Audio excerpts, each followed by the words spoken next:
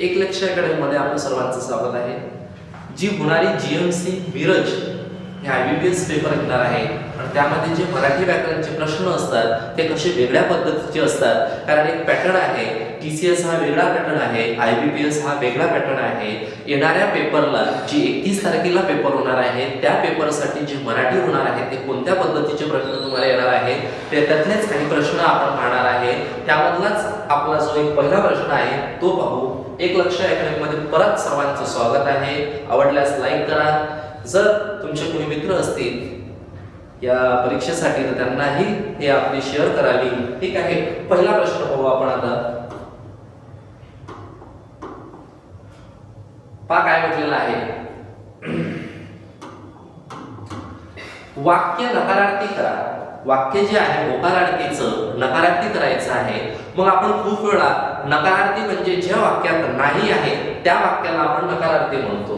प्रश्न पहा काय म्हटलेला आहे, अहो आम्ही निमंत्रित आहोत। वाक्य नकारार्थी करायचं आहे। दिलेला प्रश्न असा आहे, अहो आम्ही निमंत्रित आहोत। निमंत्रित आहोत। मग आता नकारार्थी जर पाहिजे असेल तर याचा अर्थ येणारं वाक्य जे आहे ते नाहीच पाहिजे। मग आपण काय करतो माहिती आहे काय, अहो आम्हाला निमंत्रण मिळालं नाही असं घेणार, किंवा अहो आम्ही निमंत्रित आहोत नाही असं घेणार। असं नाही घ्यायचं। जर तुम्हाला वाक्य नकारार्थी करायचं असेल तर त्यामधील एक शब्द जो विरुद्ध असते तो पाहायचा। मग आता निमंत्रितचा विरुद्धार्थी शब्द जर म्हटला तर तो येते आगंतुक। कोणता येते? आगंतुक नावाचा शब्द येते। आगंतुक हा त्याचा विरुद्धार्थी शब्द आहे। तो पाहायचा कशात आहे। आम्हाला निमंत्रण नाही हे बिलकुल येणार नाही। अहो आम्ही आगंतुक आहोत होकारार्थी झालं, नकारार्थी पाहिजे। अहो आम्ही निमंत्रित नाही शब्द जसाच्या तसा आला म्हणून हेही चालणार नाही।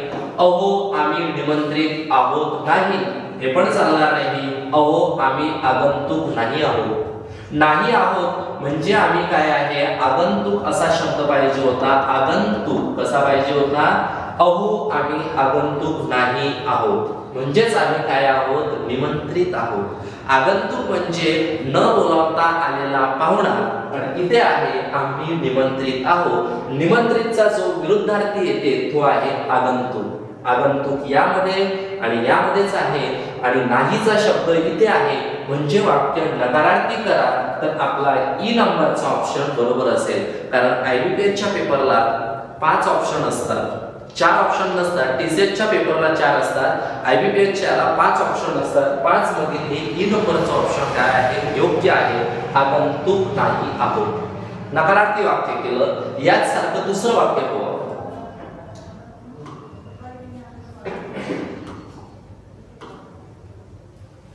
हे सुख क्षणिक आहे। हे पण वाक्य आपल्याला नकारार्थी करायचं आहे।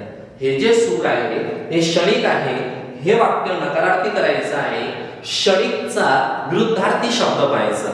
मग क्षणिकचा विरुद्धार्थी शब्द येते चिरकाल। कोणता येते? चिरकाल। जे नेहमीसाठी टिकते ते पाहू आपण याच्यात कुठे भेटते।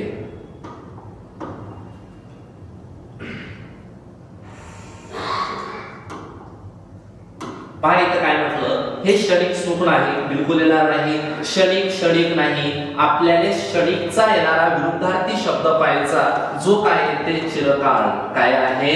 चिरकाळ। आणि चिरकाळचा एकच ऑप्शन आहे, तेच आपलं उत्तर आहे। म्हणजे कोणचं? हे सुख चिरकाळ टिकणारे नाही। याचा अर्थ हे सुख क्षणिक आहे। म्हणजे हे कसं येऊन राहिलं, हे सुख चिरकाळ टिकणारे नाही म्हणजे हे कसं आहे, क्षणिक आहे। असं वाक्य होकारार्थीचं नकारार्थी जे आहे, नकारार्थीचं जे होकारार्थी आहे हे होत असते, पण मूळ अर्थात बदल होत नाही। हे वाक्य झालं। पुढचं वाक्य पाहू आता आपण। भारताचा विजय झाला। भारताचा विजय झाला हे होकारार्थी वाक्य आहे, याचं नकारार्थी करायचं आहे, पण मूळ अर्थ बदलला पाहिजे नाही। मग पाहिजे काय म्हटलं, विजयचा विरुद्धार्थी शब्द काय होते तर पराजय होते। विजय पराजय। मग आता पाहू आपण काय येते।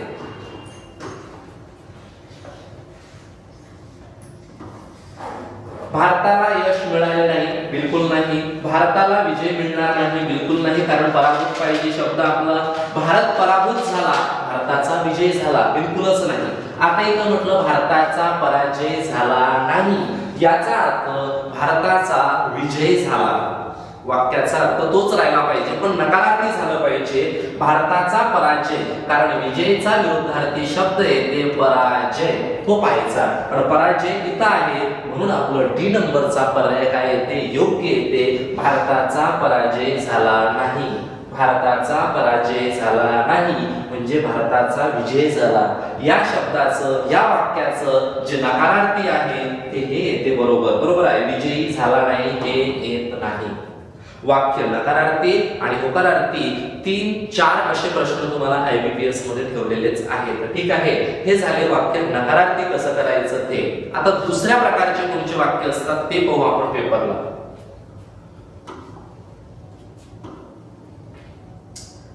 खाली 5 वाक्य दिली आहेत, त्यापैकी जे वाक्य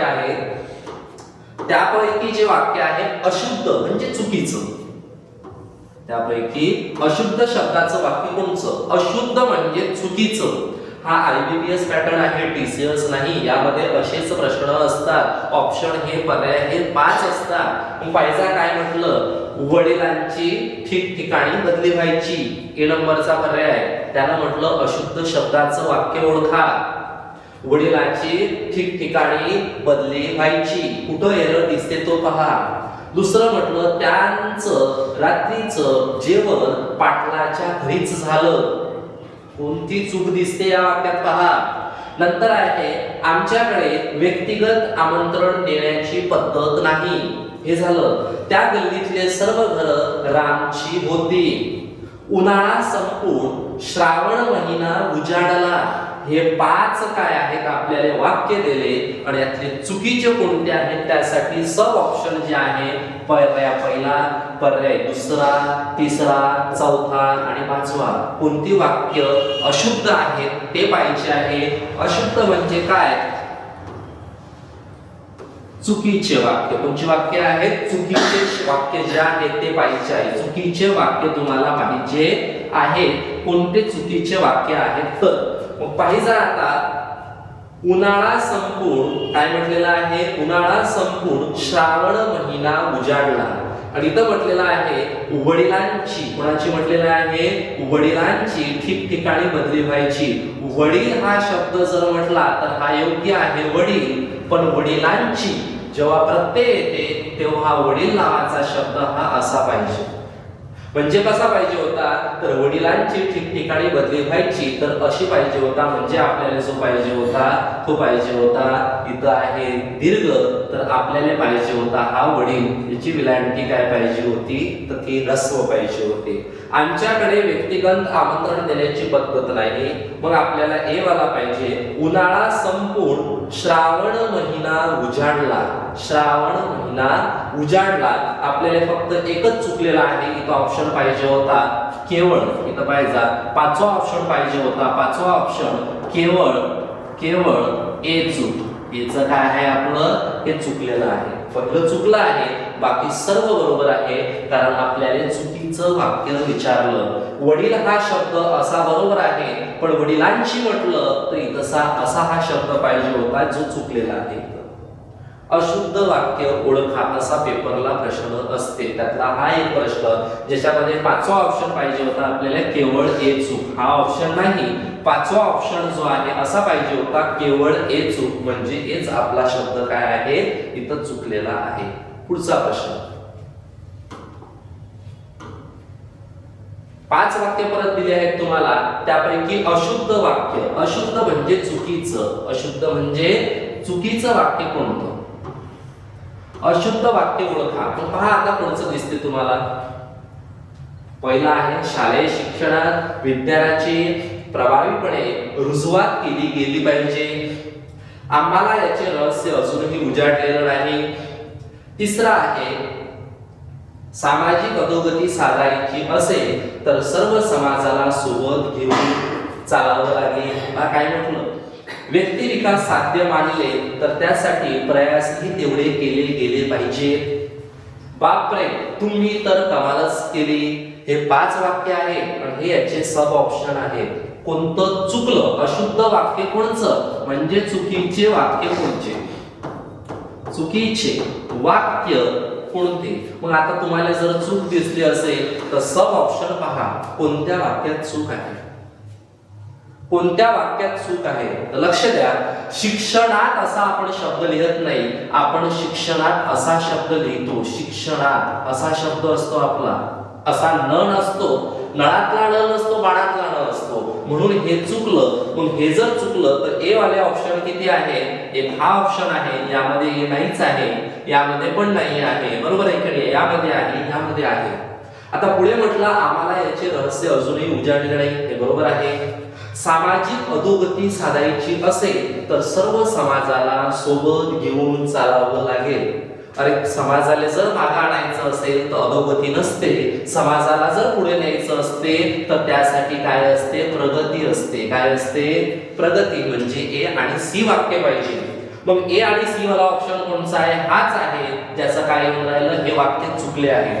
ए पण चुकलेलं आहे, बी बरोबर आहे, सी चुकला आहे. व्यक्तिमत्व विकास साध्य मानले तर त्यासाठी प्रयासही तेवढेच केले पाहिजे, हे अगदी बरोबर वाक्य आहे. मग आता ई मध्ये काय चूक आहे ते पाहू.